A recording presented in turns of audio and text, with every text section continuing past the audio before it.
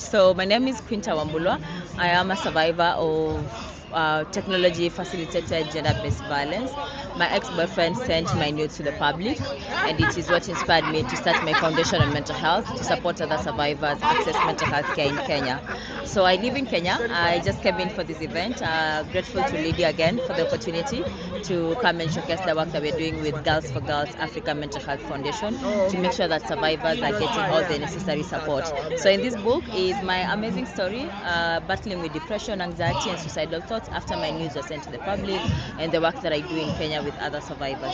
And I'm hoping that through this awareness, other survivors will know that they're not alone, will actually know that these spaces are there for them to access mental health care. And I'm happy for the team that I have in Kenya who are supporting the survivors, persons with disabilities, and adolescents access mental health care. This is my first book, Self-Care Kit to Mental Wellness. I'm selling it at £20, and all these proceeds come to the foundation, to the charity, to support the survivors in accessing mental health care. So currently I'm here trying to fundraise for the charity through selling this amazing book for people to understand the story of a survivor from lived experience and their own strategies on how to work on themselves with their mental health. Professionally, I am a psychologist, and so through lived experience and being a psychologist, I'm able to create tools that allows other people to, reflect, work on themselves, have the necessary tools for them to cope with their mental health.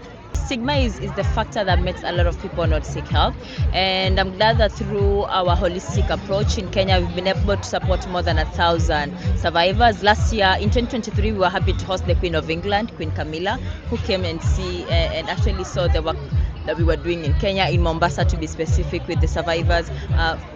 We have a mental health curriculum, literacy curriculum to again support survivors in really understanding what's happening to them, because I think a lot of times because lack of information, we were never taught this in school, so lack of information makes a lot of people not know what it is. Some of them will think it's madness, it's witchcraft and all of that. So through the curriculum we are able to empower, capacity build, and give them information on the necessary ways to actually manage their mental health. And I'm hoping that through our simplified access to mental health care, because we have a mobile therapy unit that goes to the communities to do the rescuing, the counseling, and of course offer literacy trainings to people, is going to empower the communities to know how to better manage their mental health and even support those who have mental health issues. And I'm urging the whole community, especially Kenyan communities here in London. I know a lot of times a lot of people go through depression and they don't have the community.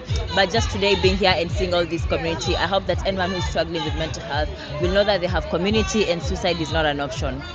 How can people find you? All right, so on Twitter, author Queentah. If you just search author Queentah, Queentah is Queentah.